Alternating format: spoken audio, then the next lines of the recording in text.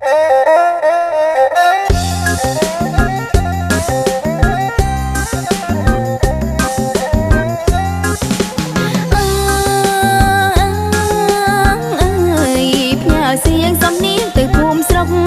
នជួបមុខម៉ែពុកអមានមាសន្តានគ្រប់គ្នាពេលនេះឃ្លាតឃ្លីរសាន់មកស្រុកឆ្ងាយរងាចិត្តកាយរលឹកនាងម្ដាយមិនណាយពីលោកពុក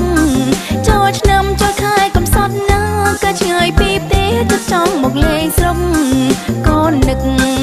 ម៉ែពុកមិនបានមកស្រុកមកត្រឹមផ្ញើប្រាំងខែនឹកខ្យល់ស្រុកស្រែនឹកដេកមើលខែនឹកក្បែរចន្លោផ្ទាំង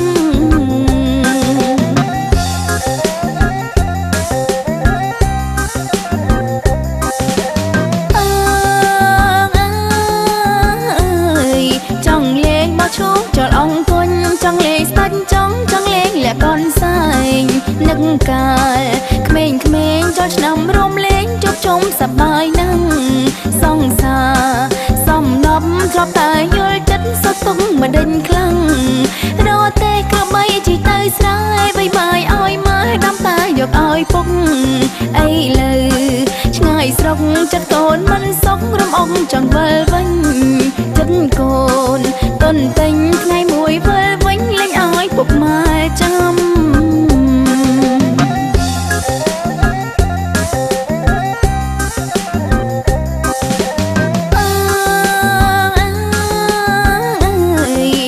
គេបាត់ហើយថាល្អប្លែកប៉ុន្តែបើកភ្នែកធ្វើការមិនហ៊ានឈប់ព្រឹកចេញមកយប់ឈឺមកមិនឈប់ប្រឹងប្រែងជីប្រចាំតស៊ូ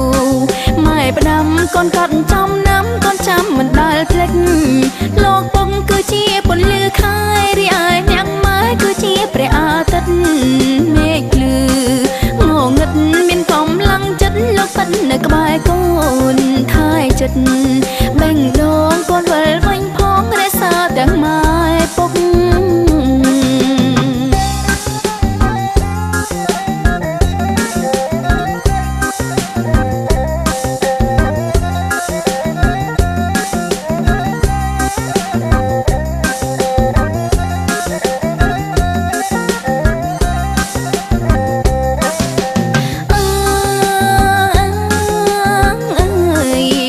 เสียงสำเนียงtừภูมิស្រុកដែលខានជួបមុខម៉ែពុកអមានមា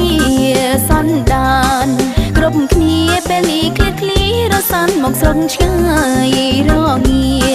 ចិត្តកាយរលឹកនាងម្ដាយមិនណាយពីលោកពុកចូលឆ្នាំចូលខែកំសត់ណាក៏ឆ្ងាយពីផ្ទះទៅចង់មកលេងស្រុកកូននឹកម៉ែពុកមិនបានមកស្រុកមកត្រឹមផ្ញើប្រាំងខែនឹកខ្យល់ស្រុកស្រែនឹកដេកមើលខែនឹកក្បែរចន្លោផ្ទាំង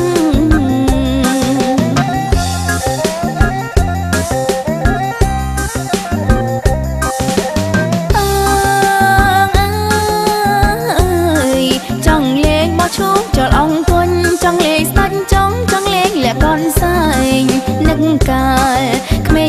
ងចោលឆ្នាំរំលេងជប់ជុំសប្បាយណាស់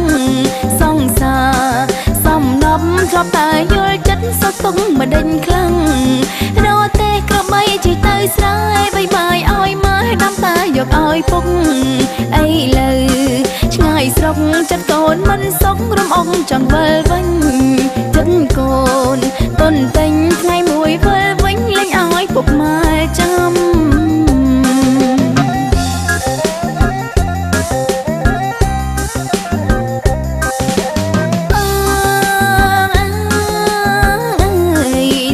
គេបាត់ហើយថាល្អប្លែកប៉ុន្តែបើកភ្នែកធ្វើការមិនហ៊ានឈប់